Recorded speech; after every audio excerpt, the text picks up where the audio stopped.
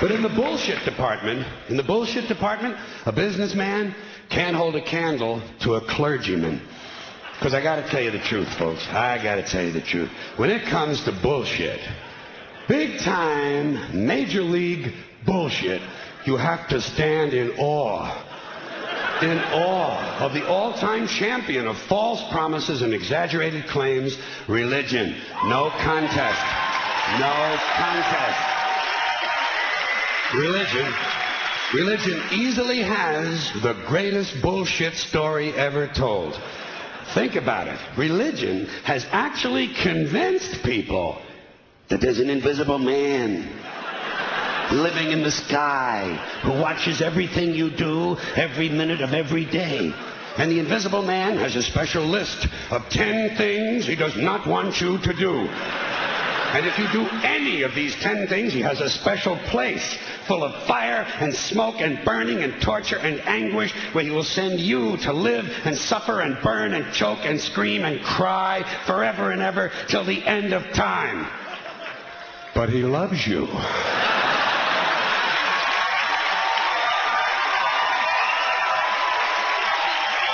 He loves you. He loves you and he needs money. He always needs money. He's all powerful, all perfect, all knowing, and all wise. Somehow, just can't handle money. Religion takes in billions of dollars. They pay no taxes, and they always need a little more. Now, you talk about a good bullshit story. Holy shit.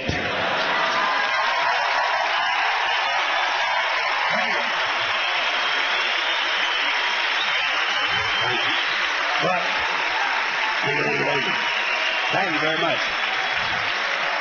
But I want you to know something. This is sincere. I want you to know, when it comes to believing in God, I really tried. I really tried. I tried to believe that there is a God who created each of us in his own image and likeness, loves us very much, and keeps a close eye on things. I really tried to believe that, but I got to tell you, the longer you live, the more you look around, the more you realize something is fucked up. Something is wrong here. War, disease, death, destruction, hunger, filth, poverty, torture, crime, corruption, and the ice-capades. Something is definitely wrong. This is not good work. If this is the best God can do, I am not impressed. Results like these do not belong on the resume of a supreme being. This is the kind of shit you'd expect from an office temp with a bad attitude. It's just between you and me, in any decently run universe, this guy would have been out on his all-powerful ass a long time ago. And by the way, I say this guy because I firmly believe, looking at these results, that if there is a God, it has to be a man. No woman could or would ever fuck things up like this.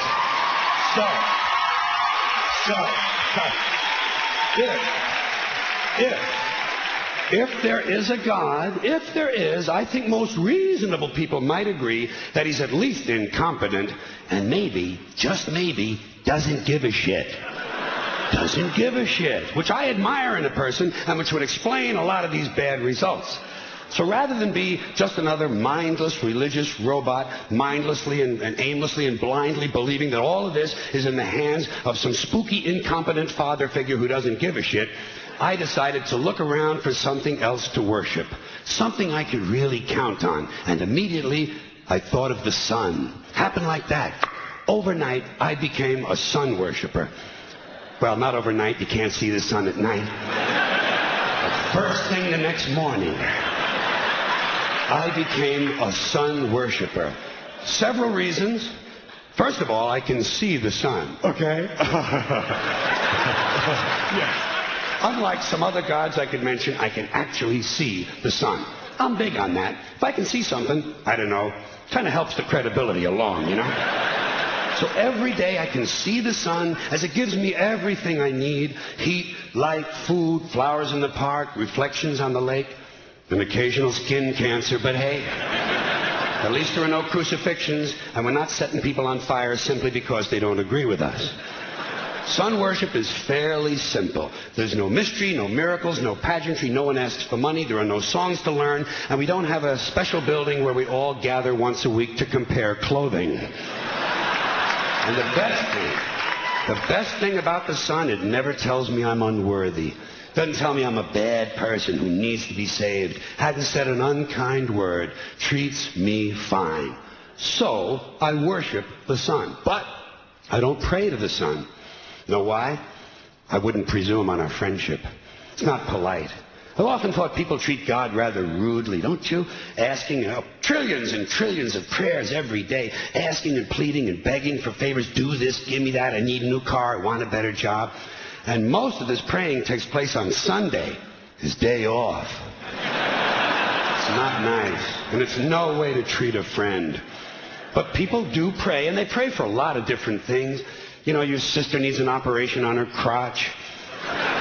Your brother was arrested for defecating in a mall. But most of all, you'd really like to fuck that hot little redhead down at the convenience store. You know, the one with the eye patch and the club foot. Huh? Can you pray for that? I think you'd have to. And I say, fine, pray for anything you want. Pray for anything. But what about the divine plan? Remember that? The divine plan. Long time ago, God made a divine plan. Gave it a lot of thought, decided it was a good plan, put it into practice. And for billions and billions of years, the divine plan has been doing just fine. Now you come along and pray for something. Well, suppose the thing you want isn't in God's divine plan. What do you want him to do? Change his plan? Just for you? Doesn't it seem a little arrogant? It's a divine plan. What's the use of being God if every rundown schmuck with a $2 prayer book can come along and fuck up your plan? And here's something else, another problem you might have. Suppose your prayers aren't answered. What do you say? Well, it's God's will. Thy will be done. Fine, but if it's God's will and he's going to do what he wants to anyway, why the fuck bother praying in the first place? Seems like a big waste of time to me. Couldn't you just skip the praying part and go right to his will? It's all very confusing. So to get around a lot of this, I decided to worship the sun. But, as I said, I don't pray to the sun. You know who I pray to? Joe Pesci. Joe Pesci. Joe Pesci. 2 reasons. First of all, I think he's a good actor, okay? To me, that counts. Second, he looks like a guy who can get things done. Joe Pesci doesn't fuck around. Doesn't fuck around. In fact, Joe Pesci came through on a couple of things that God was having trouble with.